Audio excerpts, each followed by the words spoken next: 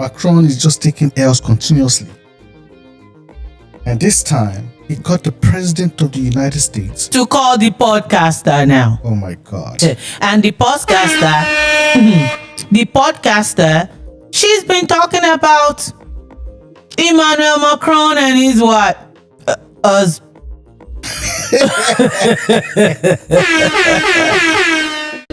You know what's the vibe? Can you all feel the vibe? Ladies and gentlemen, you're welcome to JEJE Vibe. We're back. You know I got my amazing queen with me. Thanks, my love. The amazing host. Also, Lewis and Gabriel, if you're new to the channel, you know what you're about to do right now. Simple. Hit the like and subscribe to JEJE Vibe. Where else would you rather be? We gotta talk about Macron. Emmanuel Macron. The French President, or the President of France, is back in the news again. This time, writing a letter to a podcaster saying, please, not even please, like, stop talking about us. After the manly shove Please. with the masculine hand. Oh my God. Macron is just taking L's continuously. And this time, he got the President of the United States to call the podcaster now. Oh my God. Let's hear it. Negotiating Ukraine and Russia, and you wouldn't believe how many parts are part. It is President Donald J. Trump. He is calling me, and in true President Trump fashion, he jumps right into the narrative. We're not, hey, how you doing? He just like jumps right into the narrative of exactly how this went down. I am literally, it is hard to catch my breath to comprehend that 4 days ago I'm ending a series about Brigitte Macron, and now I'm speaking to the President of the United States. And the topic of conversation, no matter which way you want to slice it, it's about Macron's wife's penis. I mean, there's no other way to say it. Oh my God. And the podcaster, she's been talking about Emmanuel Macron and his what? Us.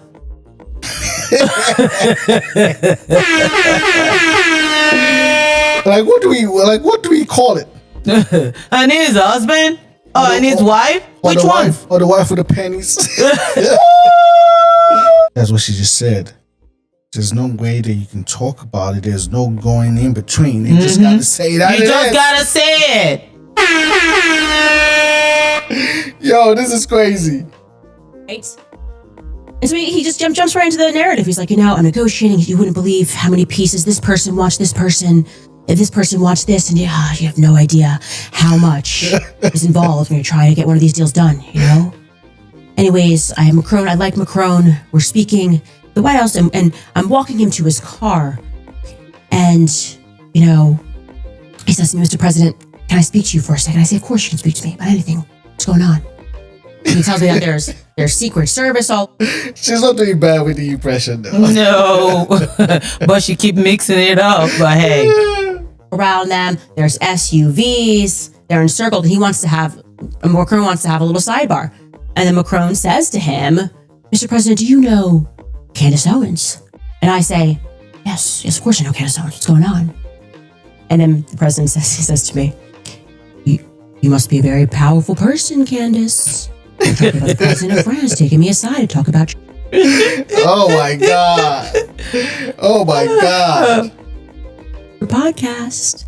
And then continues his narrative and he tells me that Emmanuel Macron is requesting to his face that I stop speaking about his wife. And one of the things Trump said is like, he tells me, she's old. This is really, really impacting her. And I'm listening. So what I don't understand is that what has that got to do with the ongoing war with Ukraine and Russia now that allows the French president to call the American president to call the podcaster to stop talking about the manly wife now. Yo. I'm listening, and he's, in one of Trump monologues. He's very funny. And then he said, I saw her, Candace, I saw her up close, and she looks like a woman to me. Just like a woman to me. I had dinner with her. Sometimes I don't want to say it because for you to be deluded and not know who a woman or a man is, you can question it. Like, okay. Okay, whatever you guys are into here, let me just get out of here. So, yo. Top of the Eiffel Tower. And I explained to him that she has had this amazing doctor who specializes in transgenderism, surgeries, or feminization procedures. I'm talking to the President of the United States about this, guys. This is crazy. This is wacky. Crazy. And we've seen trying to get him to understand the truth. And then I explained to him. We've seen the US president kiss the manly wife both on the cheeks. Crazy. Yo, that would be nice. The French way of exchanging greetings. But it's just doing it the way tradition. Tradition demands that when you're in France, you act like the French.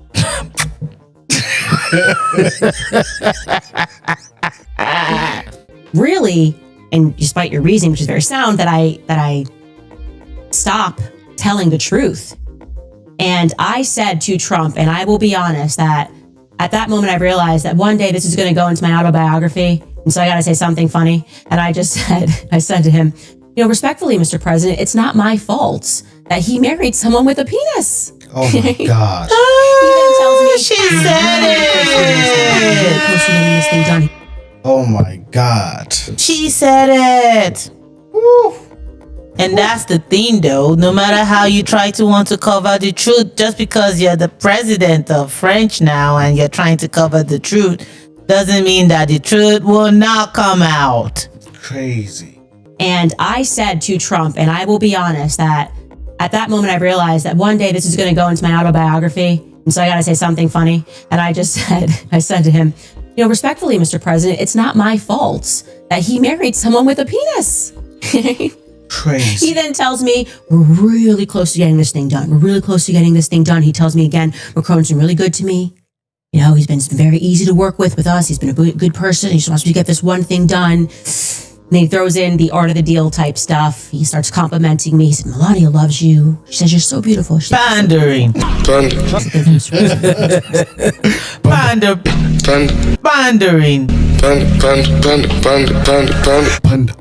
So, but here's the thing though. So in order for the war to stop, the Russia-Ukraine war to stop, the podcaster has to stop talking about the manly man. Crazy. Like, this is crazy. We're talking about creating peace in the world. So at the end of the day, the war and other people dying is based on somebody else's sexual. Just somebody else's happiness or whatever somebody else's desire. Like, stop talking about me and the war will stop. Like, what kind of power is that? How do the French people feel about this? Hey, and then it beginning, I guess this is more like putting more lens to the French relationship with the president of Ukraine now. Because he hasn't talked to Putin in 3 years since the beginning of this war. And he has the power to bring these two countries to talk about getting to a peaceful resolve and ending this war. Then why is he not doing it? Why is he subjecting the war to the wife or the man happiness? At the end of the day, the man, woman, I don't want to even entertain it. The manly man now was the manly man's choice to try to want to be a woman. It's crazy. Like this whole thing, like, is really crazy. I would love to know how the French people feel. So drop a comment if you're from France and you're watching this video. How do you guys feel about, or what's the talk in France about this whole manly things happening? You know, compliments will get you everywhere in life is my mentality here. And then I say to him what I've agreed to already in the back of my head. I say, look, I'm happy to do this for the short. Obviously, I don't want to have on my conscience that less Christian men could have died in the East if I just shut up about something. But I'm very clear to him that this is going to be short term, and that I fully expect that in a few months I will be able to speak about this. And this is the point of the conversation where it actually gets quite interesting, because he says yes, and I am now adding to you what I sensed. Like, he was about to commit to that, but then it felt to me like someone in the background was like, no, we need this conversation to stop altogether. And then he doesn't say no or yes, but he just says, that he really needs to work with Macron long term, and they have this long working relationship. And I was very clear, this is not long term for me. Like, if you're close to this deal, ink it, let's get it done. And then he sort of offers at the end, he says, hey, maybe I can come on your podcast one day. Great for ratings. The content president. So I gave him the Trump. So you can get, so she can get more views and ratings. I'm good with ratings. Hey, using that as a bargaining chip now. Yeah, you might get an exclusive one day Crazy. on your podcast. It's going to do numbers. And I say respectfully, Mr. President, I'm apparently good for ratings too, because you've got a leader of a country, the president of the country, asking you to ask me to do a favor. So then we end the conversation, and I am just reeling. I can't believe it's even happened. I then go and I immediately tell my husband, and I write down the details of the conversation so that I wouldn't forget the conversation that we were having. And of course, the first thing that I want to say principally is that Emmanuel Macron must step down. Okay, because I guess that's Yep, it's time for impeachment if you really think about it, because now it looks like the personal controversies now is overtaking. It's overtaking your duties. Mm-hmm. You need to step down. And there's been several riots now. Like, you need to step down and just go Take the big L. Go deal with your personal. I don't think it's going to be an L, but it's like, go deal with your personal issues, because it looks like you have a lot of personal issues coming in between you running the country. Mm-hmm. So if that is if your personal issues can make you fly to see another president about how your partner feels, then you're not really fit to be the president, like, this is more like your personal issues now. You're using it as a form of way as a bargaining chip to stop the war. Like, crazy. So from what you're saying is that you have the power to end this, or bring these two parties or these two countries to a table to sit down and resolve this war. And on one condition, the podcaster should stop talking about your manly issues now. This is crazy. I really want to know how the people in France feel about Macron and this whole thing that is coming out, because after this whole conversation that Candace talked about, Macron was seen having his first conversation in 3 years with Putin. It was the first phone call between a European leader and Vladimir Putin since November 2024, and the first time since Moscow's full-scale invasion of Ukraine in 2022 that French President Emmanuel Macron had spoken with his Russian counterpart. The 2-hour conversation addressed 2 key issues, Ukraine and Iran. For the French president, the call served as an opportunity to reiterate his total unwavering support for Ukraine, his steadfast position since 2022, when he regularly exchanged phone calls with Vladimir Putin. We want this war to stop. We want to put enough pressure on the Russian president, on his system, so he stops the war. That's why I keep talking to him, as I did yesterday. But we want to do it through sanctions, through negotiations, through international pressure, but without getting into a conflict and going to war with Russia. But for Putin, the war in Ukraine is, quote, a direct consequence of Western policy, and that the end of the conflict must lead to the annexation of the Ukrainian territories under Russian control. he was having a conversation with the president of Russia. So it's crazy. If you could have this conversation over this time, why All this while. why Many now? lives lost. This is crazy. And Trump is always saying that the videos he's seen about people dying, he just wants this war to end.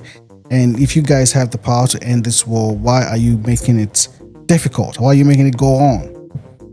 So I think it's time for Macron to step down. And we're going to be here talking about Macron until Macron gets it. And we'll see you guys in the next one. Bye-bye now. You know, it's just a vibe. Can you feel the vibe? Can you feel the vibe? I'm feeling it. You know, it's just a vibe.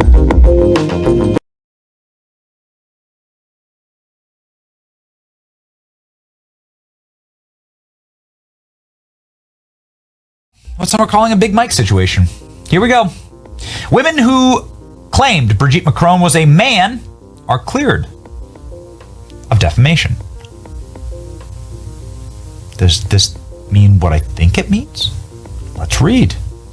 2 women convicted of defaming French First Lady Brigitte Macron by saying that she was born a man are today sensationally cleared on appeal. Okay.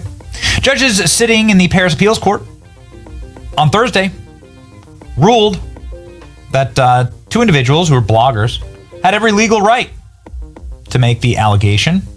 Both claimed that they were subjected to intimidation by authorities. Ultra-protected members of the Paris elite establishment tried to cover up a state secret. Sounds shockingly familiar to what's happening in this country right now. Let's move on. Lawyers for Ms. Macron, 72, goodness gracious. Yeah, so 30 years older than Emmanuel. So creepy.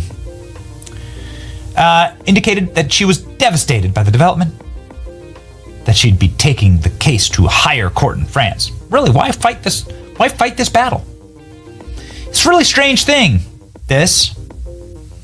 Why fight this battle so savagely? You know, she keeps trying to sue Candace Owens and so on for talking about this. It's like, why fight this battle so savagely? It's very strange, isn't it?